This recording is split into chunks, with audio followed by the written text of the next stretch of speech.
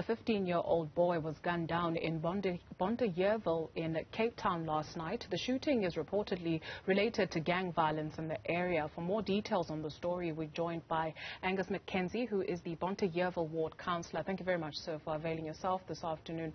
So what are the circumstances surrounding this young man's death, and our thoughts to his family? Absolutely. Thank you very much, Dudu, and welcome to and thanks to all your listeners. So I think what happened overnight has been a culmination of a few weeks of stone throwing, which has been taking place between two rival gangs. And I think, you know, I understand your opening line that gang violence is getting out of control in the Cape Flats. But Bonteheuwel has been hugely significant in the process of clearing up gang violence.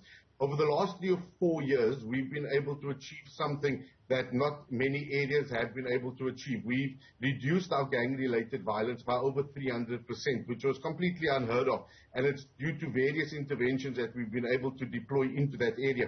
But I think what we also knew, and one of the adverse effects of reducing gang violence, has been that gangsterism and the driver of gangsterism, which is drug trade, was obviously going to get extremely frustrated because you're taking away their livelihoods. As we overcome gangsterism, we take away the livelihood of gangsters and how they make money through selling drugs to our people. And so what we've seen over the last few weeks is gangsters using younger children to fight over turf, so to fight over where they can sell their drugs, etc. And so we've seen this combination of stone throwing, and we've really implored that specific part of the community to come forward with who these stone throwers are. And unfortunately, it's fallen on deaf ears. And last night was the very tragic incident where, during the stone throwing incident, we were able to very quickly deploy our law enforcement agencies that are based in the area. So we have 100 law enforcement officers based in the area doing crime prevention operations. And while they were being deployed into this, the gunfire opened up between these two rival gangs, where this 15, 16-year-old boy was then shot in the head. He was very quickly transported to a hospital. And then at about 3:30 this morning, a decision was made to turn off the machines as he was brain dead after the impact. Just to get a bit of clarity, you say 15, 16-year-old, as we are reporting, some reports suggest he's 15 years old or 16. Do we know how old he was? So he's 16 years old. I've been in contact with his foster parents since early this morning. With his foster father since early this morning. I've been in contact with him. So when they were contacted to go out to the hospital to do their sort of final goodbyes, I've been in contact with him. They come from a very, very, very poor family, and there are allegations that he himself, the young man, was part and parcel of the stone throwing incidents that took place. Hence the fact that and SAPS has confirmed that the shooting is gang related. You mentioned stone throwing incidents. What does that mean? So, in our interventions of overcoming crime, which we've been able to do successfully over the last few years, we've been able to uncover a lot of firearms from the area, illegal firearms. And so it becomes very difficult for illegal firearms to find their way to gangsters when we're doing the things that we are doing to try and stop the flow. So what these gangs then move down to is stone throwing, where they literally are throwing stones from one side of the road to the next side of the road, attacking each other that way. That is the starting point of where gangsterism starts getting very bad. Because if we can get away with throwing stones at each other, we can sort of move up the scale, move up the rank to acquiring illegal firearms to start shooting under one another. So it's stone throwing in its most basic form, where I stand 50 meters, 100 meters away from you, and I'm pelting stones and rocks at the rival gang. Mr. McKenzie, you also note that parents are well aware of their children's activities in specific roads and they fail to take action. What is the situation there? And I ask maybe specifically for parents who then end up fearing their own children who are allegedly involved in gangsterism. Look, I think what we must highlight very clearly is that gangsters are in the overwhelming minority versus the greater community. So for every one gangster, there's about 10 to 15, 20 other community members. So there should be no reason that we fear the children that grew up in front of us. There should be no reason we fear the children we raised ourselves. Fundamentally, there's a problem when we start fearing the children we raised and if we raise them in that way.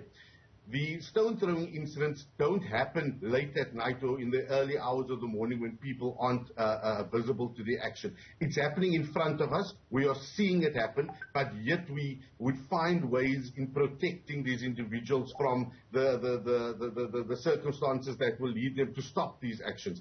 And so while fighting crime, many people would say is the responsibility of SAPS or the court system, we must accept that there's fundamental problems with SAPS and the court system, but fighting crime is an holistic approach where communities, law enforcement agencies and leaders work together in achieving that outcome. And if our parents are protecting gangsters, if your child is coming home with an illegal firearm and you're doing nothing about it, if your child is coming home with blood-soaked clothes and you're doing nothing about it, if your child is coming home with stones or you can see he's been thrown with stones and you're doing nothing about it, unfortunately we have to take this hardline approach that says that you are as involved and as responsible for the actions of that child.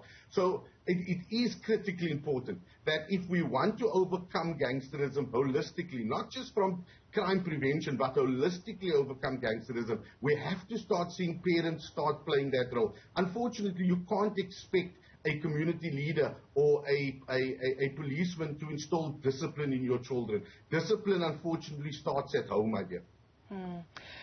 With that said, I'm going to be very careful with what I'm going to say, and I'm going to avoid making sweeping statements. Maybe I'll point to two examples that I know personally, right, where people go out, do whatever they need to do, they come back home and they've got plastic bags of food, they've got plastic bags of clothes. They're able to take their siblings to school. The parents say nothing because now we're depending on this individual that is forced because of circumstance to go out and do whatever that they need to do. So how big a... I don't even know how to phrase this, because at the heart of it, right, also you mentioned poverty. So what do you say to somebody that says, well, I have to make a living, there's nothing that I can do, this is the only way that I know how? And parents then keep quiet because this is the person that's bringing food to the table.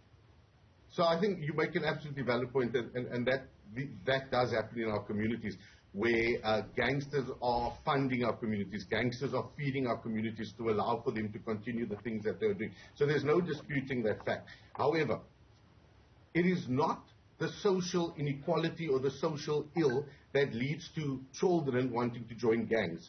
It is really born out of the fact that if we aren't going to educate ourselves, if we're not going to make the effort to educate ourselves, we're going to find ourselves in a position where we are unemployable. Not necessarily unemployed, but unemployable. And when we become unemployed or we become unemployable, we tend to want to find the next easiest option, which is to rob someone, or it is to steal from someone, to buy drugs, to resell drugs, and evidently to be caught up in this gang system. So the fundamental block of this is that education is absolutely critical. In a place like Bonteheuwel, we have almost 16 schools in Bonteheuwel. Sadly, a lot of our schools are running empty because we're not seeing our young people come into the schooling system. So is the lifestyle, the short-term lifestyle of gangsterism more appealing than the long-term wanting to work hard to achieve what it is that you need to achieve in life, to be able to be better, to be able to be stronger,